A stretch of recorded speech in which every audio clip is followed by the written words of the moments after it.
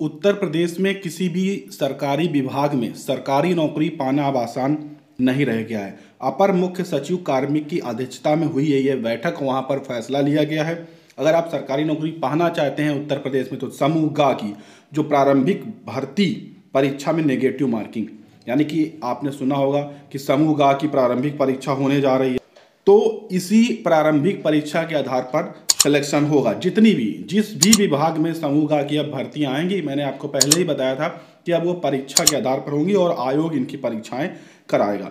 तो सबसे पहले आप ये देखिए कि 2 घंटे की होगी समूह ग की प्रारंभिक भर्ती परीक्षाएं इसमें 2 प्रकार की होंगी। तो ये प्रारंभिक की केवल यहाँ पर बात की जा रही है।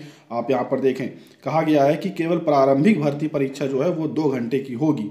और यहाँ पर कहा गया है, आप नीचे देखेंगे कि आज की जो अपडेट है, यहाँ पर एक गलत जवाब देने पर 1/4 अंक काट लिया जाएगा। जी हाँ, प्रारंभिक परीक्षा में ही माइनस मार्किंग यानी नेगेटिव मार्किंग यहाँ पर कर दी गई है। उसके बाद यहाँ पर पूरी अपडेट देखने से पहले आप ये देखिए कि शासन से मंजूरी के बाद ऑनलाइन होगा पाठ्यक्रम।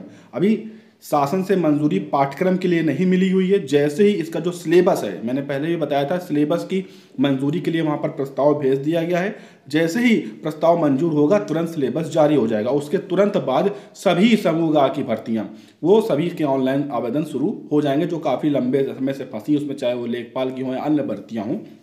तो परीक्षा में 6 सवाल यानी कि 10-10 अंक के होंगे और बाकी 5 अंक के होंगे। अधीनस्थ सेवा चयन आयोग शासन से मंजूरी मिलने के बाद पाठ्यक्रम को ऑनलाइन करेगा, जिसमें समूह ग की भर्ती में शामिल होने वाले अभ्यर्थियों को इसकी जानकारी मिल सके।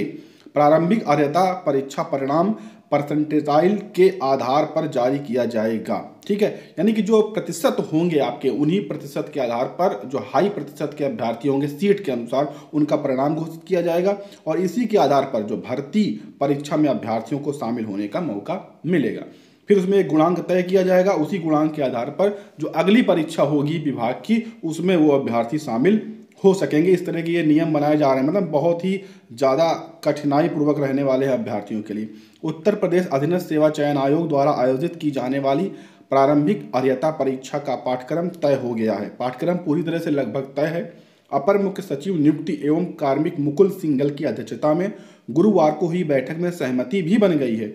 परीक्षा पाठ्यक्रम संबंधी आदेश जल्द जारी किया जाएगा और उसके तुरंत बाद भर्ती प्रक्रियाएं शुरू होंगी। प्रारंभिक अर्हता परीक्षा 2 घंटे की होगी, जिसमें कुल केवल 100 प्रश्न पूछे जाएंगे। ठीक है, सवाल का गलत जवाब देने पर नेगेटिव मार्किंग की व्यवस्था कर दी गई है। एक सवाल गलत होने पर 1/4 अंक काट दिए जाएंगे। इसमें कक्षा 8 के स्तर भारतीय इतिहास, अब यहाँ पर देखिए क्या क्या आएगा वो यहाँ पर आप अच्छे से देख लीजिए कि क्या क्या चीज़ें यहाँ पर पूछी जाएंगी। तो देखिए यहाँ पर भारतीय इतिहास, भारतीय आंदोलन, भूगोल, भारतीय अर्थव्यवस्था, भारतीय संविधान, लोक प्रशासन, सामान्य विज्ञान के जुड़े सवाल पूछे जाएंगे। इसके साथ ही कक्षा 8 के स्तर की प्रारंभिक अंक गणित, देखिए कक्षा 8 के स्तर की भी यहाँ पर चीज़ें पूछी जाएंगी।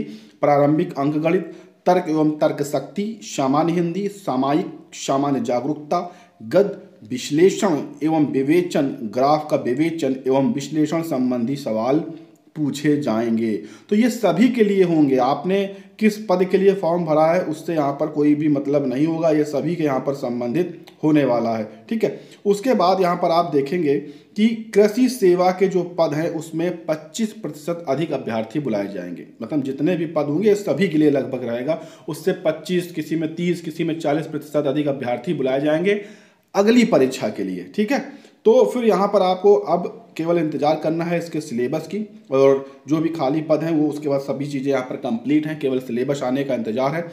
और इस ऑफिशियल वेबसाइट पर सारी प्रक्रियाएं शुरू होंगी www.up-SSC, वहाँ पर SSC.gov.in पर आप सभी चीज़ें अपलोड देख सकते हैं, चाहे वो सिलेबस हो चाहे आने वाली भर्तियाँ हो। लगभग मार्च से सभी भर्ती प्रक्रियाएँ शुरू हो जाएंगी। चुनावी वर्ष है और पूरी भी कर ली जाएंगी लगभग, उम्मीद है।